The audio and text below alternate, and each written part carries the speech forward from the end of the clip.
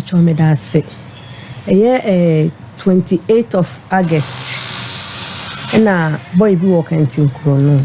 August dia hen afra se pacho last year August na me friend no na mbisa ni se me pacho wo Europe wo ho ada wo ye dia ya wo bisa an se wo friend no oye travel and tours wo kuma se ha pacho there wo hen and crying na ye da na wo nim no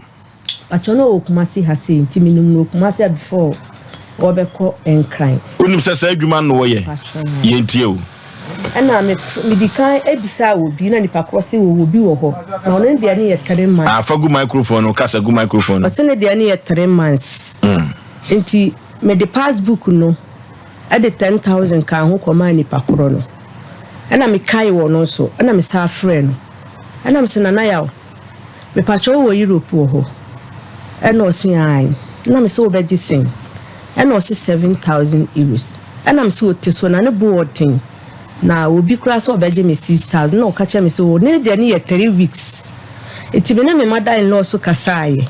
And no catch me sa de ne penin temane sa na tie de a me fama 3 weeks. Ewura no. Na me ni abofra ni nyina afro car ene ye call enkran. Awoba na ka de ne kro. No okay. Ne afro car ne call enkran. That was 28th of August. Ni ekokoduru na eye bibia te ye bibia no si obeji half of the money and am catch and asat now no 20,000 ene kuta mi wo ha sisi a na o se nyehwe one ne partner na one ne ye adwuma no ebe kasa na ne partner no so wey pacho wo Germany Berlin ne partner no also your friend say pacho your friend Duped e dey Duped pacho me name ni full name yentio and also on the partner nti ho na me dane 20,000 no e de man no ma me receipt no ni akola no otuka no ni akola ne so mo ekoyi ye fingerprint ni ade na bofa ne sa baaye and yes that day na yes atena kan and ye ba kumase nti mo ho no ka cha me se mini Saturday ni Sunday enfrim na me kan 21 days o de visa ne beba nti eduru ho no mo no 5th of October no de visa ni Sunday me se visa ni nie aba na enu nyina ye ni gi ye ni ebosi a ana me de visa no Sunday akla no ne papa ketua na papa ketua ka che me se visa we de won hu ni yie ti me kan che ne se won twa ni yie no won fan Sunday me na me mfa ma no nti eno kra na fe ye frana na won fa ye bono ma akwa ne papa pani etwa flight free Germany e ba ye se ono abefa abofra no a che se kwa wie hu nwoma nyina nti ono aba na kɔ ne kɔ no obefa ne na kɔ no obeduru ye ne ticket na otwa ne date aso ofra mo amomfa nti da kro na ofra mo ana mo faaye na o mo fra me nso to so ana o ka se da ben na ne nsa beka book na oni abofra ne yede ebe ko pese wo ko ana o ka cha ne se 28th of November with the book no with the visa ne be bre no ana o see wa mana cancel ne ticket enti no we are sure say 28 no ne nsa beka visa na oni abofra na ko we see 28 o ma member akra na member gi visa no 28 ne sun ya wo frɛ wo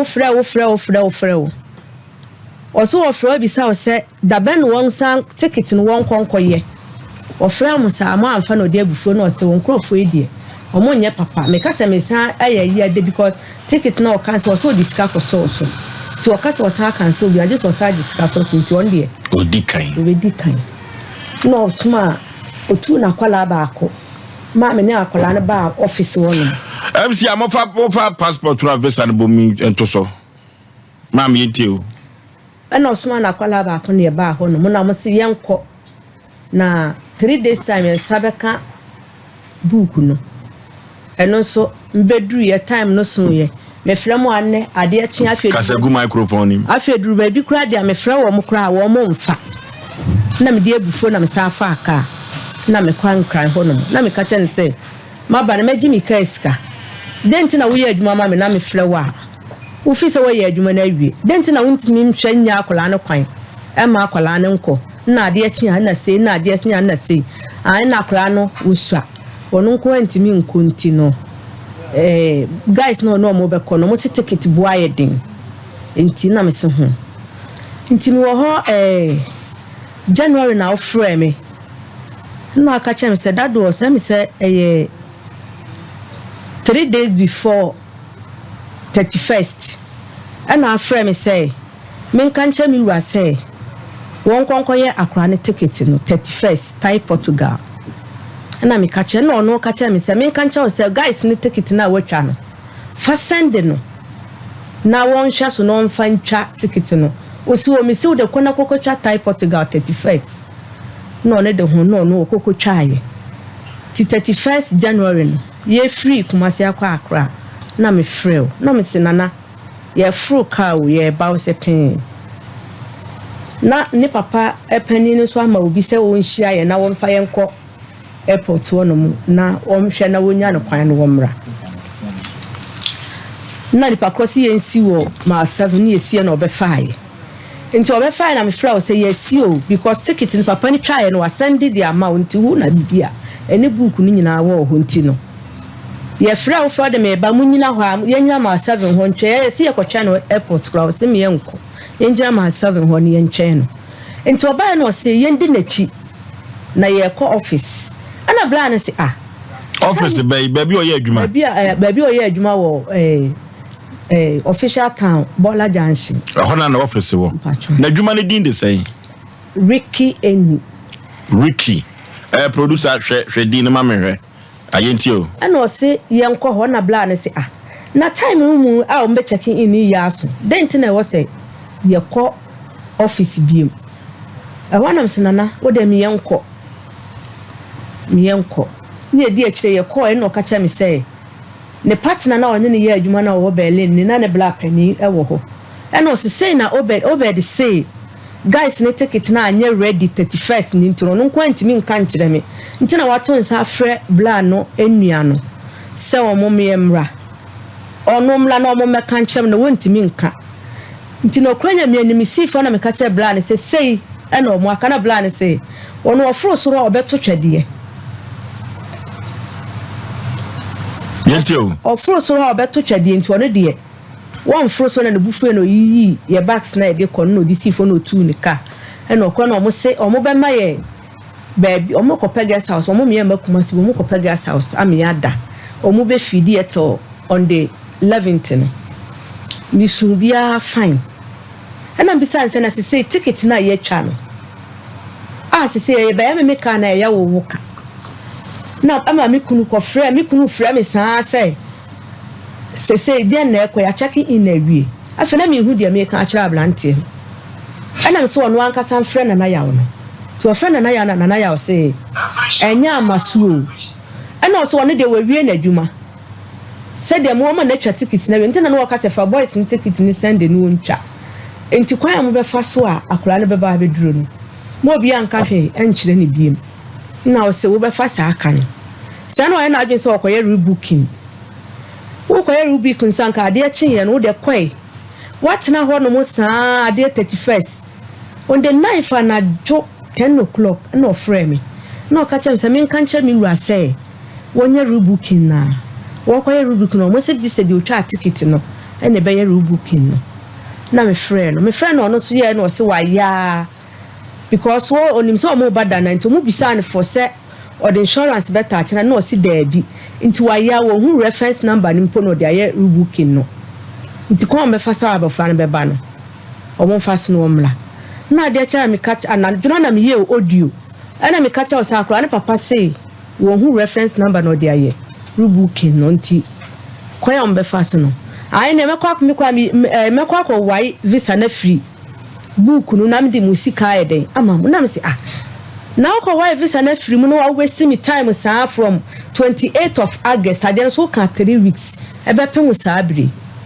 mate nti ade achi ye na me frɛ me kunu pani no na me so wura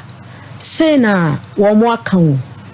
no wura sisa na de na nkrofo ye sa ade and no sister one could chat ticket na marble frana and qua and no more na so mo beja for no besaka story actually no run sorry no cocoa ticket no sade send ye no yen hwe ni yie tomato take it for the second time yen hwe ni ye ni ameka story bi anye den ankyere no enti owura no so di immigration ba ko number maame say ye dura yen friend no won hwe ye kama me friend immigration na o mo say immigration ukunu immigration ni no wa friend na nanam se da bi wo say emfre obi ana ya na ye di akora na ye den eko nti awore me gina ho na me se ade ankrofo we ne me ye pa de say visa na nkasa no na ye ana se nye na nye visa ne nye to mo ko check in no o mo duru ho mo ko check in no mo se na se service we Togo kura no graphic enti mi nko ba bia you use the word graphic me na me de graphic ne share ho e kire say enya visa papa say graphic because graphic no matete dia talim we nko ba bia Togo kura enti mi nko ya ka service anenye na ba abrante de no okan on say by this time o kwa airport we o kwa ya say only passengers enti ono no ene we obedi ni nua pani no enkwa etimi wura inside but na me wo animu ho enti no me to atwen say o mo beba na o makase flight na tu na chese yekọ afi me to sa me hwe na mba na pia na bag na wo ba na me se na aden na kura na so sun in fact me real ho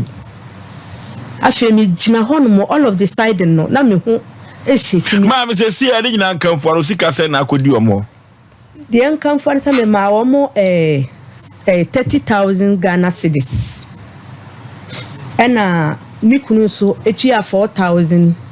euros ena ticket ni mienu so ye 6,000 2,600 euros nti se wo check ya euros ye 6,600 euros ena me ma no 30,000 Ghana cedis enti na no mi hu na me ka chen say me kunu ya sa me fa me sika an start na sa abofra ne bedura no de me sika ma me nti me sika me de ye adwuma ana me de start nti say bronya na no ma na wo se me ton nyina me hyeda mu sa ma anya adwuma nti no wo ma me bi na me fa nko ye adwuma na me koji mu 10,000 na de aka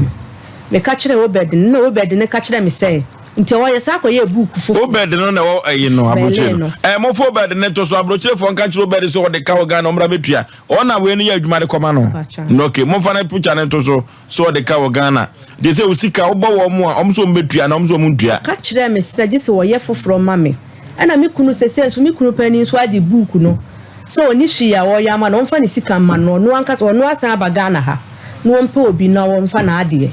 enko ono so kire say sika no onya maye because en no de ye okan so kan bro fi bi o say se kase e be sika na it doesn't work that way eche se je se chairman ye foforo e maye ana papa no so agi new book na ye koye no says one fa new book no ma no e ma ne nsan kofa graphic enter into one fa ne sika man no nye na ade no fa tete aso mutua moka wo si company din dey say Ricky Eni en kan wo fa official town Bola Junction dia be na wo betumi ne na ya ahyenso de wo Freedom Chapel first na nke ye na ye Parliament Freedom Chapel na so mo asesa na ye no Parliament Chapel so kwa mo akwata kwa ne wo o si afere se Ricky Eni ne be kono ma bie wo mo epono agini pado motu kwan amafo be ja hoko enche asisi sam no doso epono so ha me sa se me ngini si camera no fa ne banko okay me so me twa me ho ba bia me nya bi okay yenko na ne togbe